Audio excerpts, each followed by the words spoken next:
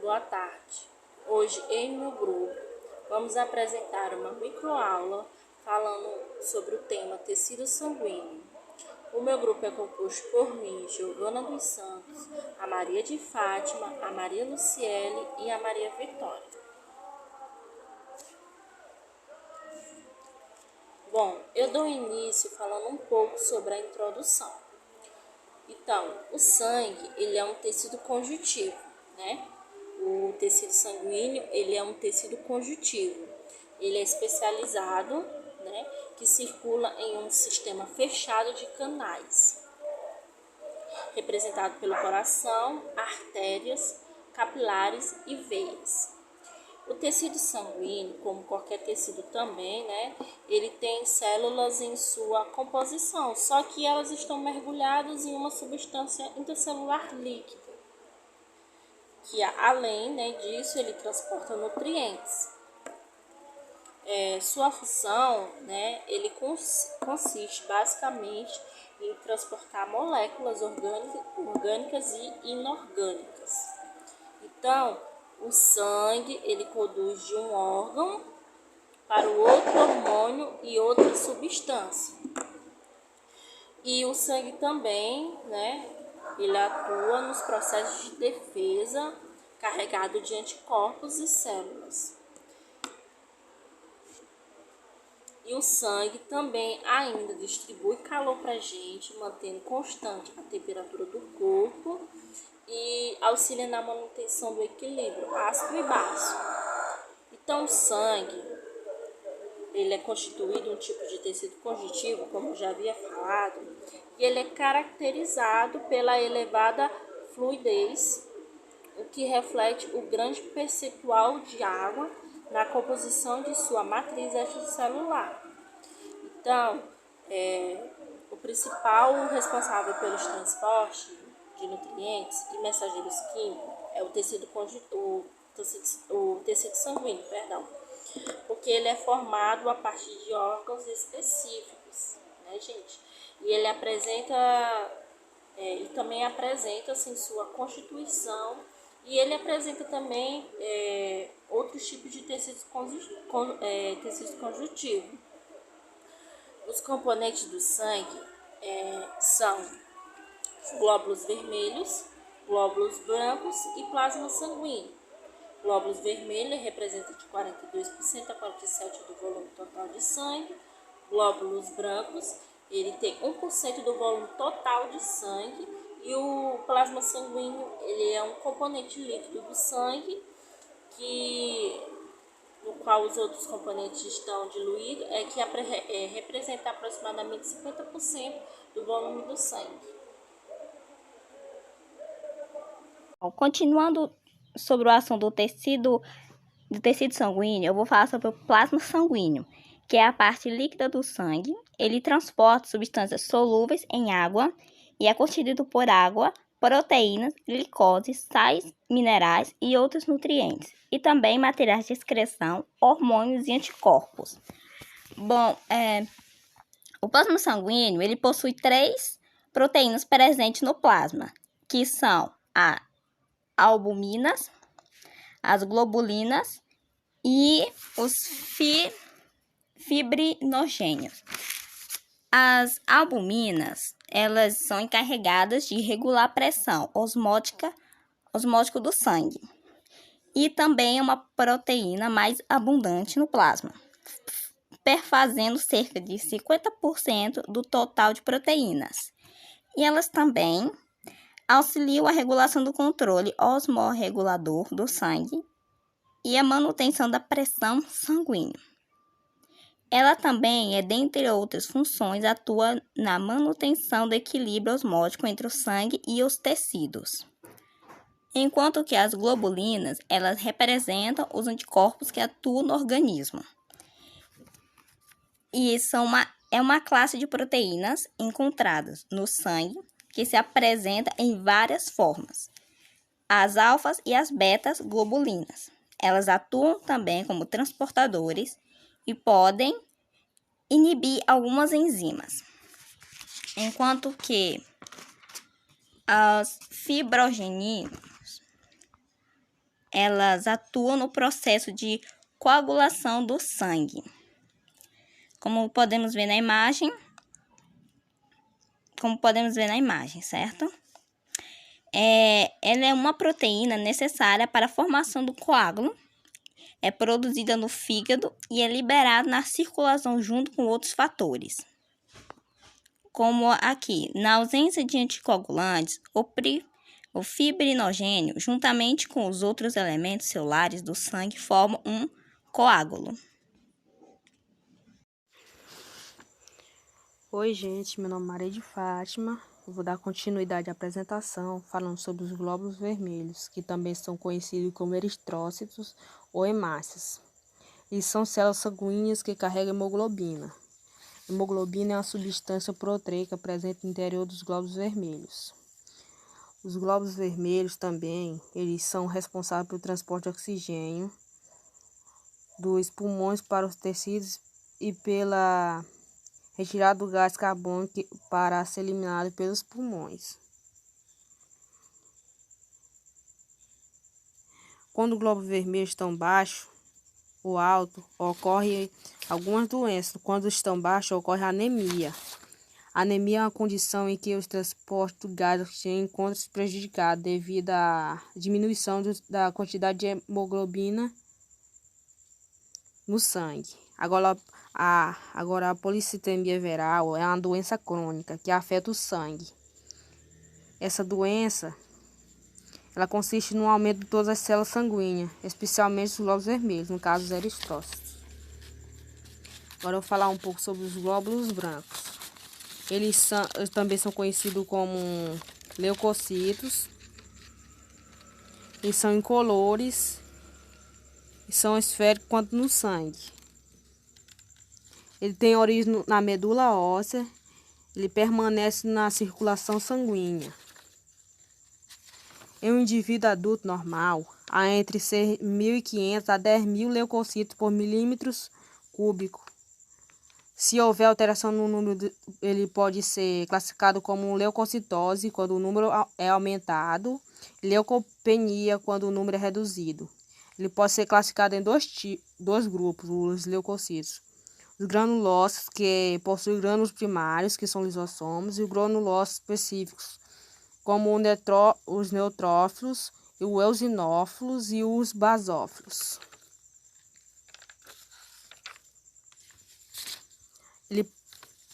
Aí está granulócitos e granulócitos. Agora os neutrófilos.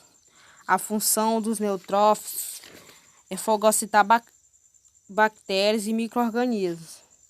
As células deles são esféricas, ele pode ser chamado de leucocitos polimorfonucleares e eles não fagocitam, só se tornam fagocitários ao atingir os tecidos.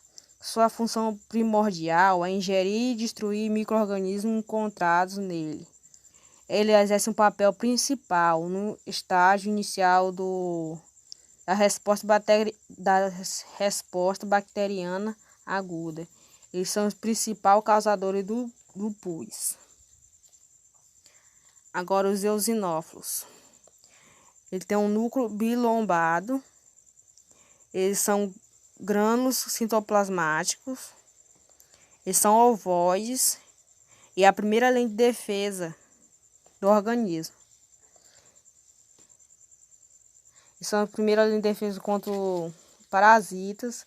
Eles destroem substâncias e micro-organismos em nosso corpo.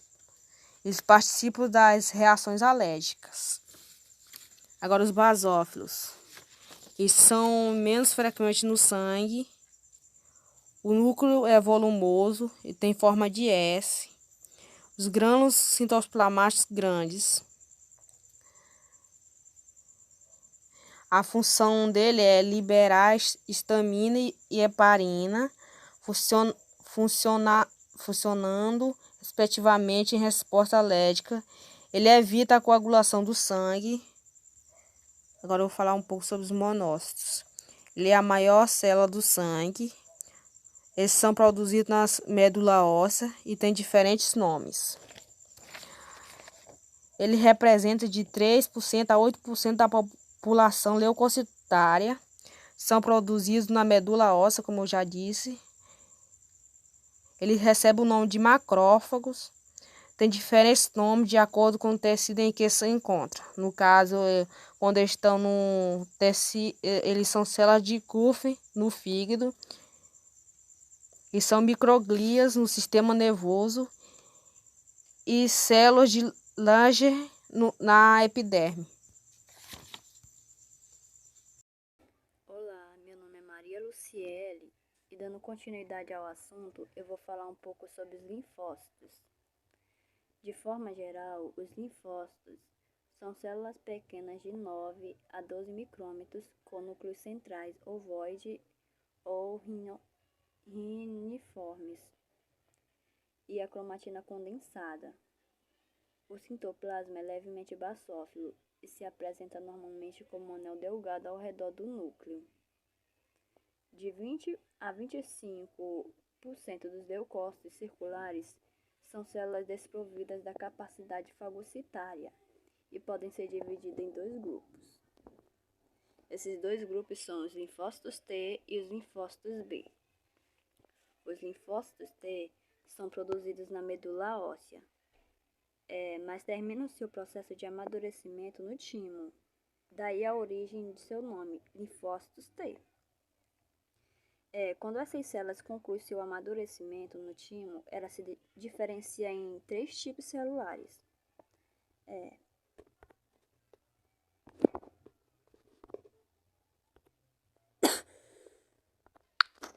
Que são linfócitos T auxiliar, linfócitos T supressor e linfócitos T citotóxico.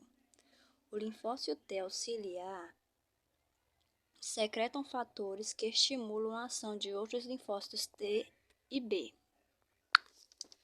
Os linfócitos T supressor liberam substâncias que reduzem a ação dos linfócitos T e B, desempenham um papel fundamental na supressão da resposta aos antígenos do próprio indivíduo. E os linfócitos T citotóxicos agem diretamente sobre as células estranhas, como por exemplo as células transportadas, e sobre células infectadas por vírus. Atuam de duas formas, secretando proteínas chamadas perforinas, que formam orifícios na membrana das células atacadas, provocando a sua lise, ou liberando substâncias que induzem as células alvo à apoptose. Agora, os linfócitos B são produzidos na medula óssea. E durante seu amadurecimento, essas células produzem milhares de imunoglobulinas, ou seja, anticorpos, que são inseridas na sua membrana plasmática, permanecendo com seus sítios de ligação expostos na superfície interna da célula. Quando esses anticorpos membranosos entram em contato com os antígenos, os linfócitos B ativados, sofrendo mitose e dando origem a 2 tipos celulares, os plasmócitos e as células memória. Agora falando um pouco de plaquetas, são fragmentos citoplasmáticos pequenos de 2 a 4 micrômetros e anucleados derivados dos megacariócitos, residentes da medula óssea e desempenham um importante papel na hemostasia, promovendo a coagulação do sangue e ajudando na reparação de danos na parede dos vasos, evitando um processo hemorrágico. Então, concluindo nossa microaula, a gente pode concluir que o tecido sanguíneo ele é fundamental para o funcionamento do nosso organismo. Além disso, ele é composto por diversos tipos de celulares que desempenham funções específicas e fazendo com que esse tipo de tecido de tecido seja altamente especializado. Então, podendo concluir aí, né, a gente pode ver que o tecido sanguíneo, ele dentro desse tema, a gente aborda bastante tópico, né, que apresenta muito esse tema, né.